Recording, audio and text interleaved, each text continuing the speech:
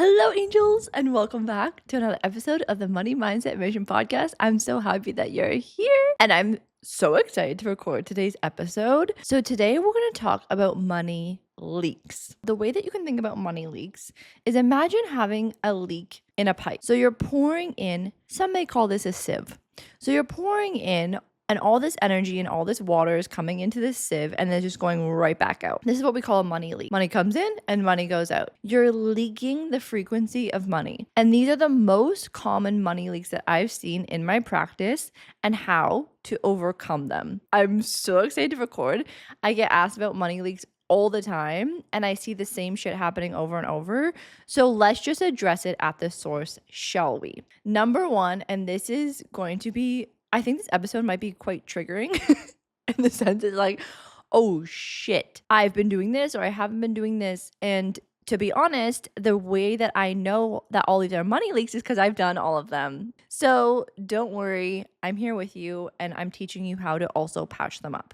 So number one is keeping your credit card at a certain amount and not paying. So I have them written on my phone if you can see me, and not paying it off. We actually talked about this in House of Freedom a couple weeks ago, and a client brought it up to me and I'm like, oh my gosh, I forgot I used to do this all the time. And it's such a freaking money leak because essentially what happens is you create your financial comfort zone around debt and you look at that amount on your credit card to base if you have spent too much or not spent enough. And that is a massive money leak because it basically is outsourcing your financial safety to debt. So your only focus is, and what you're focused on is debt. And your basis on how you invest money should not be on what your credit card says. That completely negates your magnetism around money. You're basically blocking your flow of money if you are basing your financial safety on your credit card statement. So obviously how you fix this, and it's scary, but you have to pay your credit card off in full. Because also if you're working off your credit card, you're living in a delusional world in the sense it's like, oh, well, I have all this free money. And then that actually disrespects money because maybe you invest in things that you might not usually invest in, but then it puts you into financial stress because you never would have invested in this in the first place. But because you have this comfort zone with your credit card, then you invest in it. That's a money leak. That's disrespecting money. If you are abusing money, that is also a money leak. That's one down the way, but let's talk about this now. If you are disrespecting money, it is a massive money leak. And the interesting thing about money is that we think because no one can see our credit card statement and no one can see our bank account that no one's gonna know. That is not true. Money reflects you. You are your own inner source of financial freedom. You are your own inner source of finances. You are the source of all income. So if you and the way that you relate to money is disrespectful, then money is going to mirror that back to you and it's going to avoid you. Of course, think about being in a relationship with anyone. If they're disrespecting you, then you avoid them and you go somewhere where you're appreciated and where you're respected. And so if you are disrespecting money, for example, you're buying things that you don't want to buy really, but you just buy it out of FOMO. You buy things out of urgency. You buy things because you want to fit in. You buy things because you want to post on Instagram. But then there's like this gut feeling of like, ooh, I shouldn't buy that. Ooh, I shouldn't have ordered that. Or ooh, it doesn't feel good. That's a money leak. That is disrespecting money, and money will begin to avoid you. I just realized I went down the biggest rabbit hole. The way that you patch up the credit card statement is you pay your credit card statement in full. And the way that you stop disrespecting money is you just stop.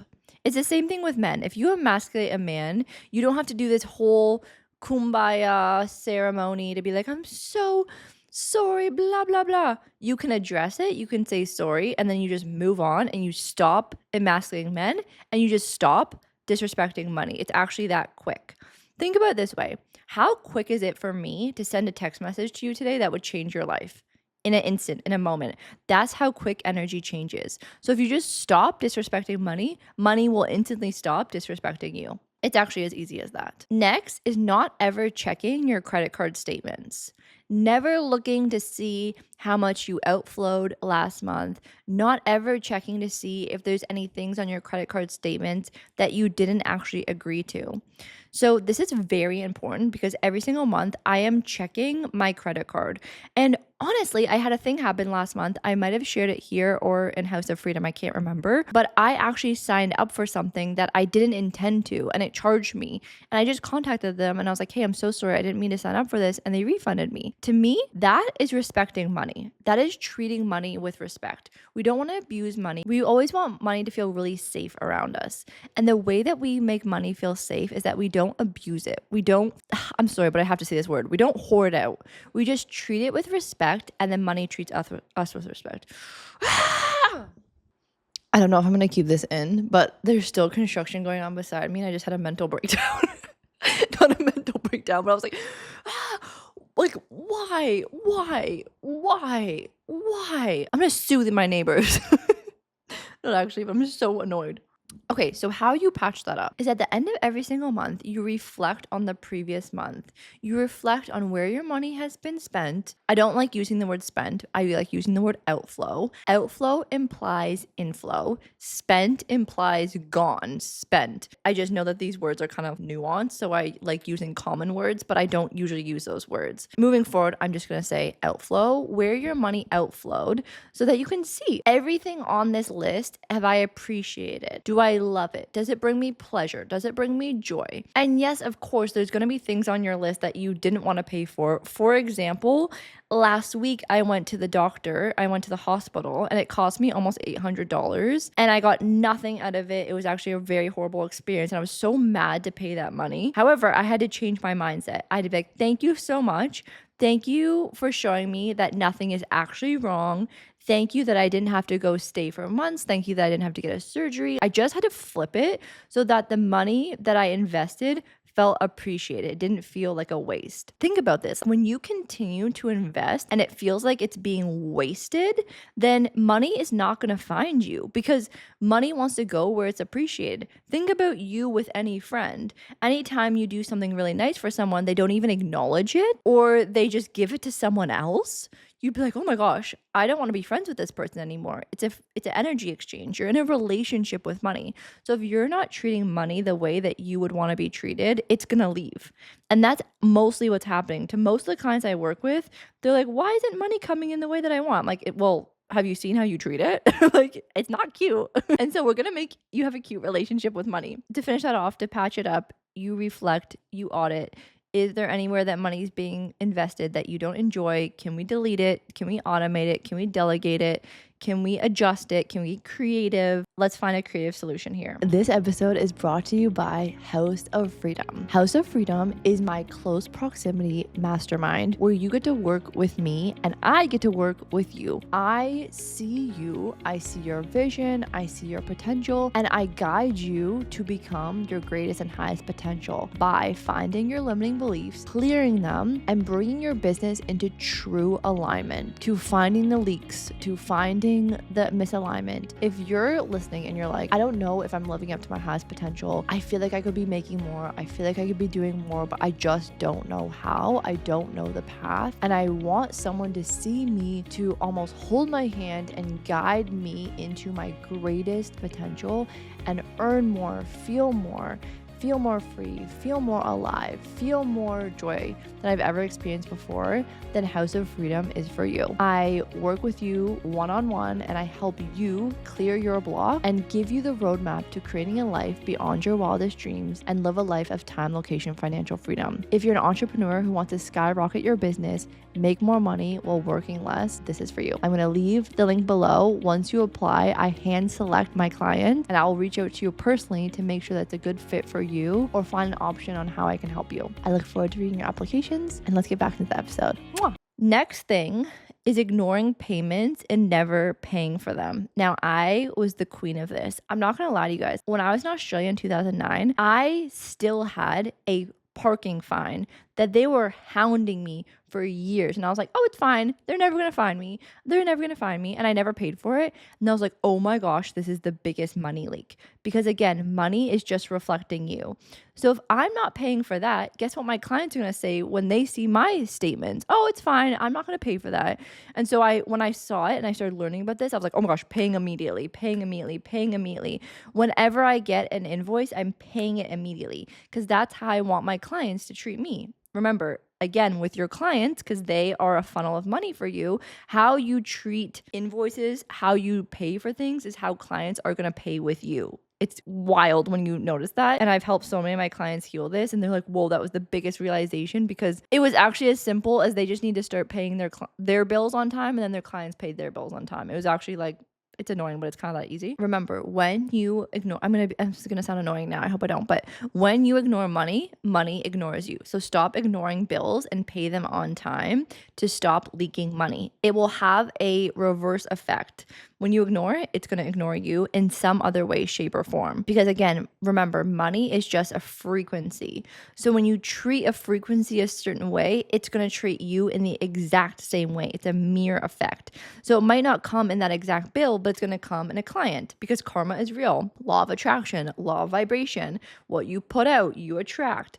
So if you have a clean relationship with money, then there's going to be no money leaks. Next, and I kind of already mentioned this when I talked about disrespecting money. So I'm going to loop these into one, which is paying for things that you don't want to pay for, not asking for the price, buying things out of FOMO or urgency and not pleasure and desire, and avoiding money. So these are all ways that you can disrespect money. So paying for things that you don't want to pay for. I'll tell you a story. When I had my biggest month in business, I made $120,000 cash.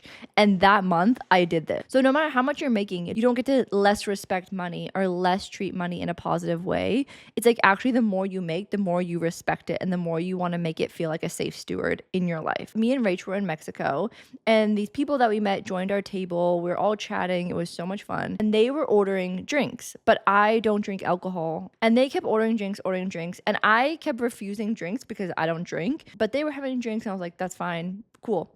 Then we all finish up. I go to my room and the housekeeper knocks on my door and is like, hey, you didn't pay your drink order. I'm like, oh, what do you mean? And they had put a lot of their drinks on my bill. Now I can hear everyone say like, Marley, just pay for it. It's not that big of a deal. And yes, it's not. But I would be disrespecting money if I paid for that. I would be abusing money, because if you think about money as a frequency and it's coming into my life and then going out as a transaction, the energy in which I would pay for that would be resentment. It's like having this child and being like, oh, can you go play piano for your aunts and uncles? The child's like, no, I don't want to do that. Do it anyways.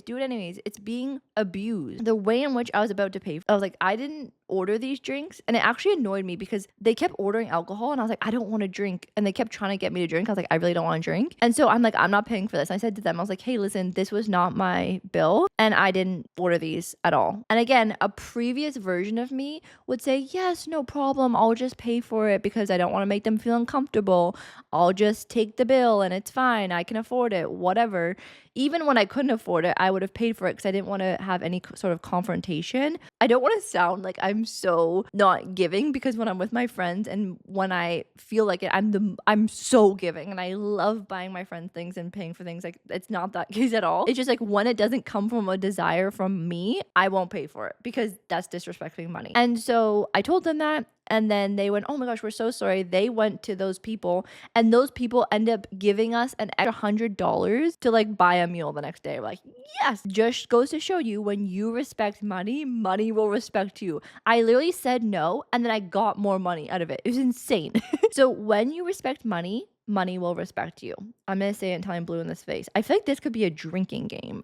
Whenever I say respect money, money will respect you, drink. Okay, next one is not asking for the price. Now, this keeps being my life lesson right now, and I'm saying this because I'm still learning this. So it's very uncomfortable to money if you do not ask the price of something. Let's say you're going out and you ask for a wine and you don't ask the price, and then they bring you the bill and you're like, ugh. I didn't realize it was like a 80% markup here, and then you have to pay it, but you feel resentful of paying it.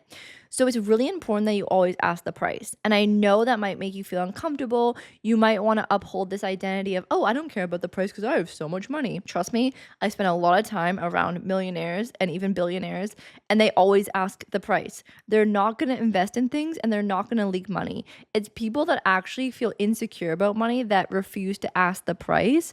And then they're the ones that get stuck with the bill, and then they are the ones that actually can't afford it or don't want to pay it. When you don't ask for the price, you are disrespecting money, because it's almost like you're not asking permission for that child if the child wants to play piano. And so when you ask for permission, then they get to decide yes or no. When you ask the price, then you get to decide yes or no. Do I want to use money in that way? Do I want to invest in that way? Does this feel good? Yes or no? Another money leak is just because you can doesn't mean that you should. Okay, let me use an example for this one. Thank God, this is like the biggest blessing to me, and I still can't get over this, and it honestly still doesn't feel real, and it feels crazy.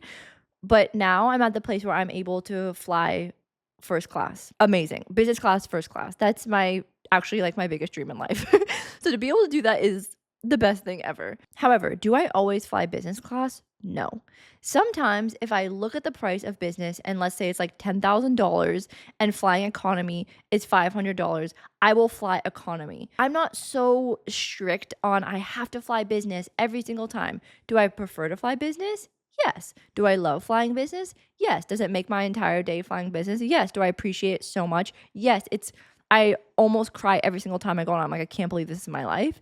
However, if I look at the price and the price feels inflated, or it doesn't feel aligned, or flying economy because, for example, it's not an overnight flight, and just sitting, to me, it doesn't really matter sometimes if I'm in business or economy, if it's during the day, etc., I won't fly business, and that's fine. To me, that's actually a really beautiful way to respect money. It's like, hey, I can, but doesn't mean I'm always have to. I'm not obligated to always buy business. And I think the obligation can be a massive money leak, because then money gets used in ways in obligation energy.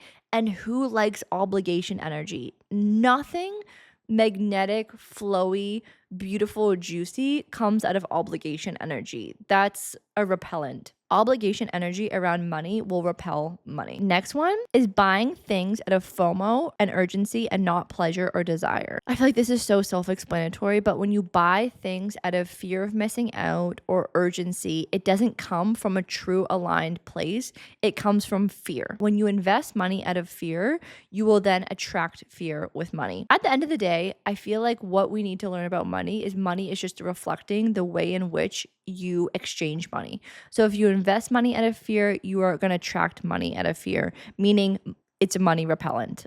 This episode is brought to you by the 21-day money challenge in the Higher Self app. If you are listening to this and you want to attract more money in your life, you know that you have limiting beliefs, you possibly have money leaks, and you basically just want to earn more. The 21-day money challenge is everything that I've learned in the past 7 years, from going to making $500 a month to $120,000 a month in business, becoming a self-made millionaire at 30, to have purchased 2 homes in cash by the age of 31. Literally everything that I've learned to heal and reprogram my mindset around money is within this 20-day money challenge. The tools in this 21-day money challenge have completely changed my life, and all of the clients that done it, I still get messages every single day from people who are doing the 21-day money challenge and tell me how much money they've attracted, how it's changed their life. When they do the 21-day money challenge, they've made the most amount of money that month. It's incredible. The link will be below to join. It's in the Higher Self app. Don't trust me, just try me.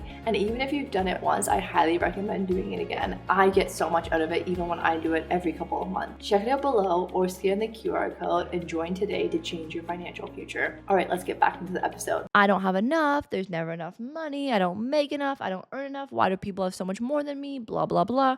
Massive money leak. Again, that is disrespecting money. Imagine all day long if you said to your partner, "You're not enough. Why are you never here when I need you?" If I know one thing about men, that is the worst thing. If you want a man to do something, the worst way to get him to do something is to complain to him about it. And if you've been listening to my podcast for a while, you'll know that money is a masculine frequency. So a lot of what I'm saying is actually the reflection of how to treat men is also how to treat money if you want to get what you want from either of those energies.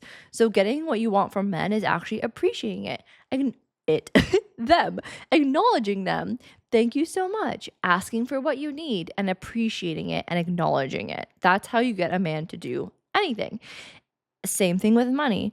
Opposite effect. How not to get a man what to do is criticize them, put them down, emasculate them. Same thing with money. Criticize it, emasculate, put it down. You're never enough. No matter what you do, it's not enough. They're not going to show up for you. Money and the masculine frequency will not show up. So how to get it to show up more is to appreciate, acknowledge, and enjoy through a place of pleasure. And then the final one is draining your own energy. I talk about this a lot. Your physical bank account is a representation of your energetic bank account, meaning what is expelling your energy, what is draining your energy is also going to be expelling your bank account. And this is so interesting because a lot of people come to me and they're like, I'm just doing this to make money. And I'm like, well, but they're coming to me because they want to earn more money and there's never enough money. Never do something to make money. If it really drains you, it will actually also be draining your bank account. Meaning you think that you're doing the thing to make a lot of money, but the thing is then there'll be random payments coming out. There'll be random expenses popping up out of nowhere. And so you actually can't even keep up. Like, yeah, sure, you'll make a lot, but then a lot will be taken. So when you are draining your physical energy, your bank account will also be drained through leaks, through bills, through random shit popping up out of nowhere to take that money away, to teach you a lesson of this is not how you should be earning money. Money is meant to be earned through pleasure, through joy, through alignment, not drain, not force, not obligation, not hustle. And I hear people being like, but Marley, that's the only way I earn money. It's okay. You can add an aspect to your life where making money feels like so much fun. Maybe you start a side hustle and you start designing t-shirts and selling those. My friend, I talk about her a lot on here. She was having so much fun creating yogurt. She created yogurt because when she lived in America, there was a lot of high protein yogurts, but we don't have that here in South Africa. And so she started that company. Literally the first time I met her, she was telling me about it. And then 2 weeks later, she launched it. And her first month, she made 100,000 South African rand, which is approximately like $7,000 to $8,000 in her first month. And she was just having fun. Okay, so what can you just do for fun? How can you enjoy money and create money in a way that feels so good? Do the thing that you're like, oh my gosh, this wouldn't make me any money. That's actually the thing that's going to make you the most amount of money. What would be so much fun to do? What would you enjoy doing? What would bring you pleasure to make money doing that doesn't even feel like work? It's like, oh, this is so much fun. I love doing this so much. And I get paid for this. Oh my gosh, this is so much fun. This is so enjoyable. That's where you're going to make the most amount of money. I promise you that. Okay, my sweeties, thank you so much for being here. I love you guys so much. I hope you enjoyed this episode. If you know anyone that could benefit from this episode, send it their way. And I look forward to reading your reviews and your comments and your messages. It honestly makes my entire day. So thank you so much for being here. I love you guys so much. Thank you, thank you, thank you. Forehead kiss. Mwah. And I'll see you guys in the next one. Love you. Hey. Before you go, would you love a free track that will clear any blocks to manifest what you desire? If you have heard me talk about my Clear the Fear method, and I'm offering you a free track, and all we ask in return is if you submit a review for the podcast. Just submit an honest review, take a screenshot and send it to hello@marleyrose.ca, and we will send you this free track so that you can unblock manifesting anything that you desire. This track is extremely powerful, so there's something in your life that you have been manifesting and it hasn't come through yet. Try this track to unblock and manifest all that you desire. I'm so excited for you to experience this magic, and I cannot wait for you to manifest everything that you desire. Thank you so much for submitting your review, and I look forward to reading it.